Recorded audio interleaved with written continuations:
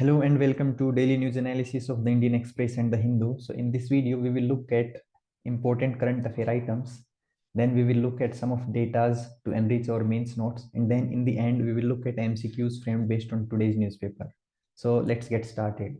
Now, before moving forward, set 5 of this MCQ video series is already out. So if you have not watched it, then go and watch it out. It will definitely give a boost to your prelims preparation, where questions are framed based on current affairs, PYQs, and cover entire syllabus.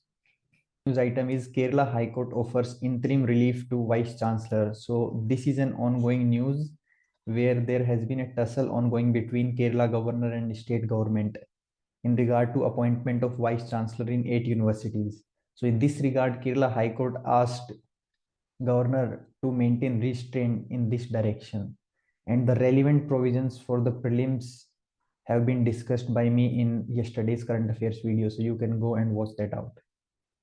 Now the next news item is related to judiciary. Take criticism of collegium in positive light, must improve, Justice Chandrachud. So today Justice Chandrachud will be 50th CJI of India, and he says that yes, the collegium that is opaque, it must improve and we must take criticism in positive light. This came after our union law minister have earlier said that the collegium system is opaque and not accountable, and nowhere in the world judiciary appoints itself. So let us see the future development in this regard, but let us understand few facts about collegium. The origin of collegium can be traced back from Article 124 Part 2, where it says that in case of appointing of judge other than Chief Justice of India shall always be consulted. Now this consulted was being investigated. This term was being investigated by Supreme Court in various judgments, popularly known as first judge's case, second judge's case, and third judge's case. And from here, it finally came up with the concept of collegium, which says that collegium consists of Chief Justice of India and 4 senior most Supreme Court judges, and it will recommend names to president, and then president appoints the Supreme Court judges. So that is the origin of collegium. Currently its functioning is opaque behind the door, and that is why there has been talks of being more transparency in appointment of judges by this process. Now moving forward, yesterday India has unveiled the logo of G20 because India is going to host 2023 G20 summit for the first time. So our theme of 2023 summit is Vasudev Kutumbakam, that is one earth, one family, one future.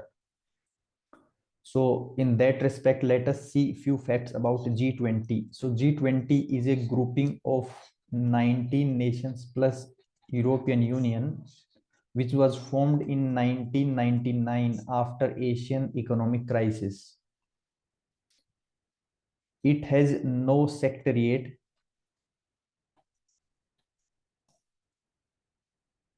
and India is going to host G20 summit for the first time in 2023. Now there is a term often associated with G20 that is Trioca. So it means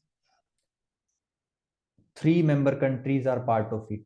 Which are those 3 members? The members which have held presidency in previous year, current year, and the country which is going to hold presidency in next year.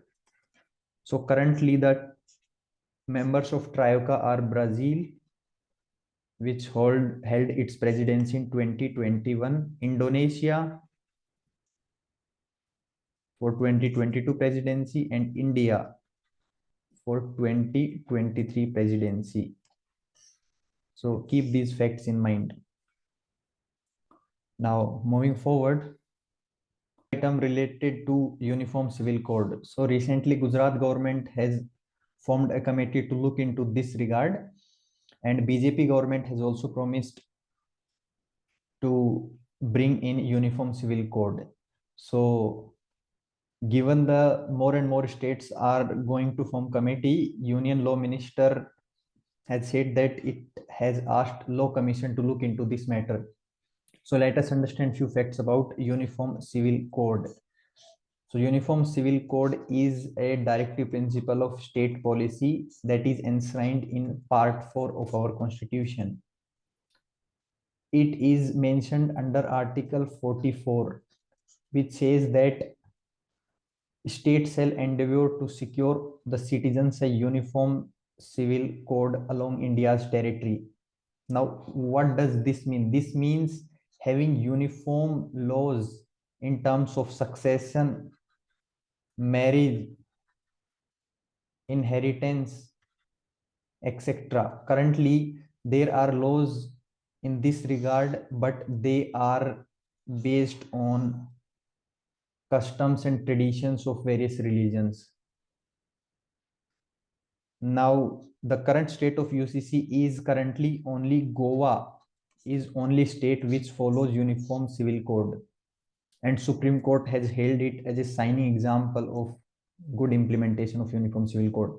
So let us see the future development in this regard. But as of now, keep these facts in mind. Next news item pertains to GS2 international relations, where currently our honorable foreign minister is on trip to Russia. So here in talks with the Russian foreign minister, he expressed his concern about the current Russia-Ukraine conflict, and he said that global South is in acute pain. Return to table. Further, he said that given the COVID pandemic and Russian-Ukraine crisis currently going on, the condition of third world countries and developing countries is in a very bad state, and negotiations and diplomatic talks is only way forward in this direction. Further, in another news item, India pushes rupee trade beyond Russia. So there has been news of internationalization of Indian rupee, which means use of Indian rupee in export, import, and as if currency which can be used in trade purposes. So in that regard, there has been talks with Sri Lanka, Maldives, and other countries in Africa and Asia to use rupee as a trading currency. Now, moving forward, another news item is related to GS2IR, where the bilateral exercises are going on. So first is between India and France through air forces, and the name of the exercise is Garuda exercise. So this fact is important from prelims point of view. Now, the other naval exercise that is going on is in Japan, that is Malabar exercise. So let us see a few facts about Malabar exercise. Malabar exercise was started in 1992 as a bilateral exercise between India and USA. And in 2020, for the first time, all the four members of Quad, that is India, USA, Australia, and Japan, participated in it. And from there onwards, Malabar exercise is conducted between all members of Quad, that is India, USA, Australia, and Japan.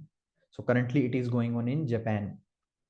Now moving forward, Ranthambore Fest to be held after considering impact on wildlife, National Green Tribunal.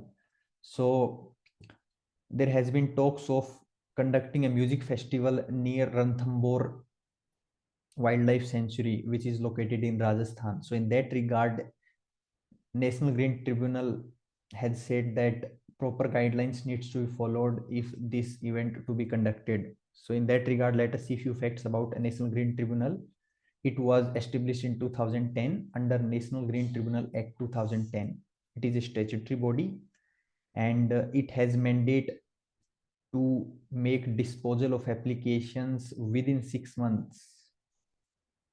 And further, it does not follow the traditional code of civil procedure, rather it is guided by principles of natural justice. So these are few facts about National Green Tribunal.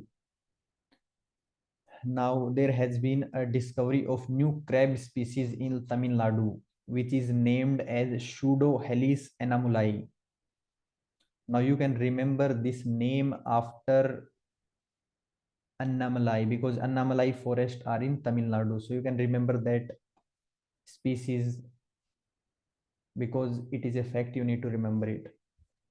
Now moving forward, this is a good news and great development with regard to space sector, where for the first time a rocket that is developed by private sector is being launched by ISRO. So with this mission, Skyroot set to become the first private space company in India to launch a rocket into space. So it heralded a new era of participation of private sector in this sector. So you can use this example as a argument to support the private sector participation in space in mains. Now moving forward, so this is the editorial which supports the launch of Agnipath scheme.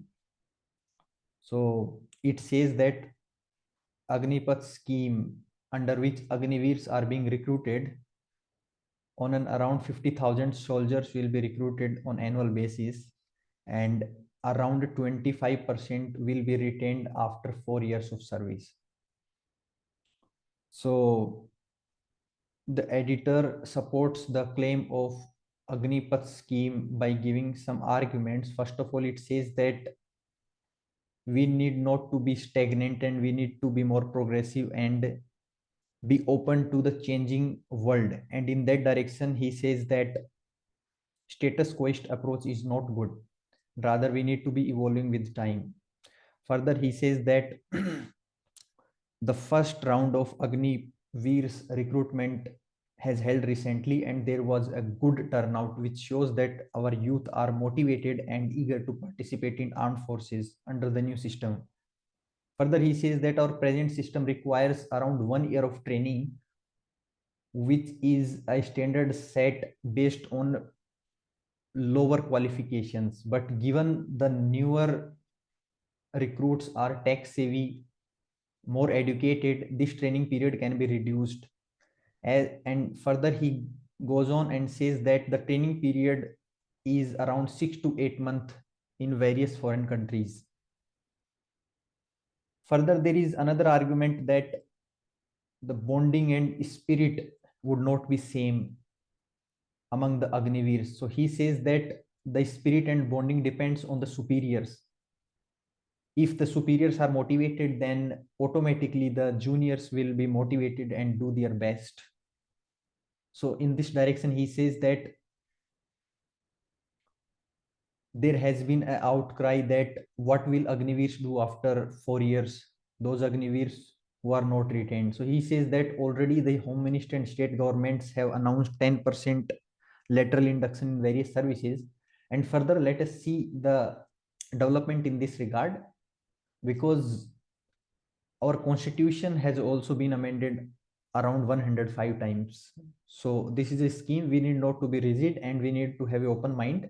Let us see the progress, and if there are any changes that are needed in future, then government must do those changes to make this system more efficient. Now this is a fact that can be used to support your claims with regard to climate change. It says that recently a report that has been released at COP27, that is ongoing in Egypt, it says that around $1 trillion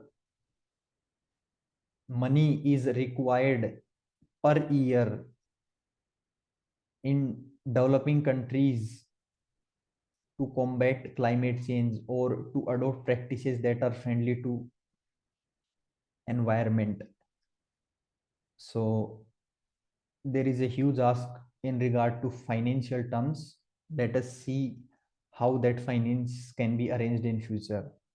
Now moving forward, this case pertains to a conflict between development versus environment. You can cite this example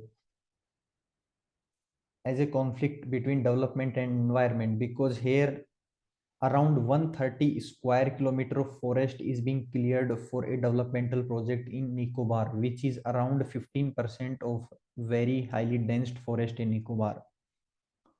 So your arguments may be in favor or opposing to it, but you can cite this example to support your arguments.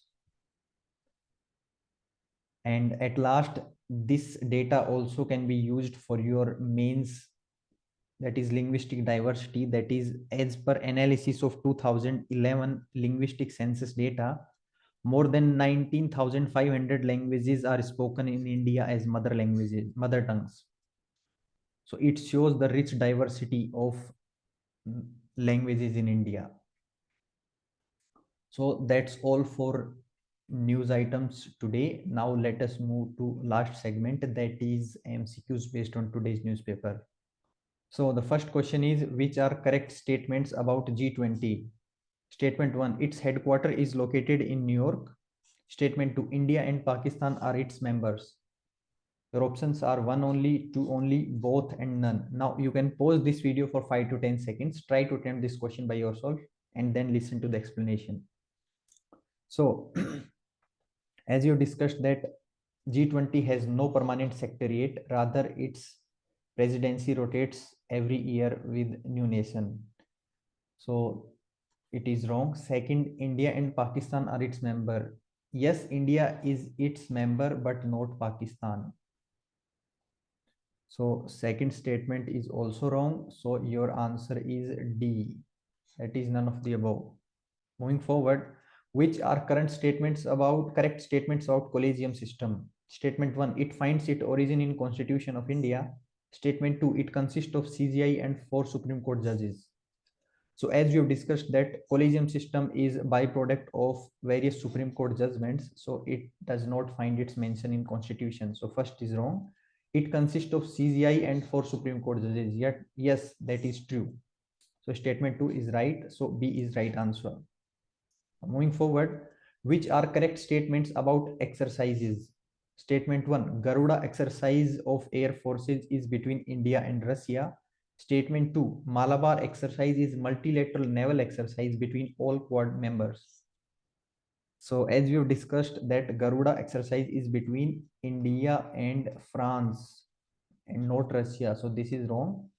And statement 2 is right, as Malabar exercise is between Quad members. So B is right answer. Now moving forward, question 4, which are correct statements about NGT, that is National Green Tribunal? Statement 1, it was established recently during COP26. Statement 2, it follows Code of Civil Procedure 1908 in its functioning.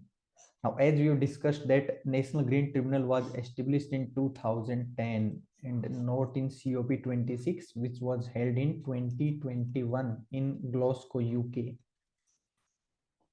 So this is wrong, and it does not follow the Code of Civil Procedure. Rather, it follows principles of natural justice. So this is also wrong. So D is answer.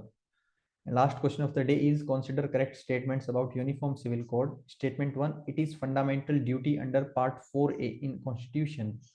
Statement 2, currently no Indian state follows Uniform Civil Code. Your options are 1 only, 2 only, both, and none. So as we have discussed that this is a directive principle of state policy and not fundamental duty. So first statement is wrong, and currently Goa follows Uniform Civil Code. So again, both statements are wrong. D is right answer.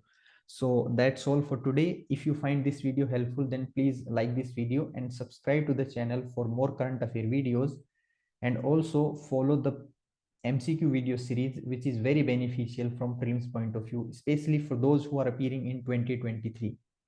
So thank you.